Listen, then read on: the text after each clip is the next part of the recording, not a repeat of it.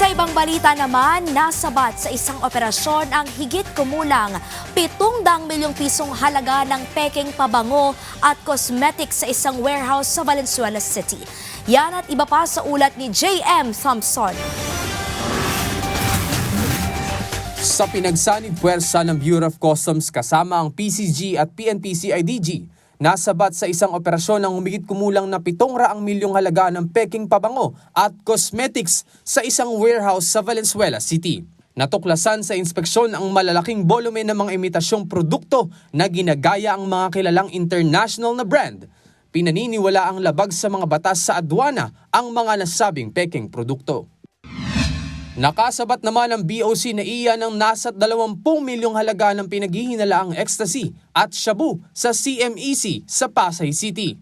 Nasabat ang 4,395 grams ng iligal na droga mula sa 3 parsel na nagmula sa Belgium, Malaysia at United Kingdom na mali ang deklarasyon ng nilalaman. Kabilang dito ang libu-libong ecstasy tablets at kilogramo ng shabu na may malaking halaga sa merkado. Ipinasa na ang ebidensya sa PIDEA habang pinaiigting pa ng BOC ang kampanya kontra iligal na droga alinsunod sa direktiba ng pamahalaan. Pinangunahan din ni BOC Commissioner Ariel Nepomuceno ang inspeksyon sa 156.4 milyong pisong halaga ng smuggled na sigarilyo sa Port of Davao. Nagmula ang operasyon sa mga naunang raid sa dalawang warehouse noong Enero at Abril 2026 batay sa verified intelligence reports. Natuklasan ang mahigit 182,000 rims ng iba't ibang brand ng sigarilyo na walang tamang import permit.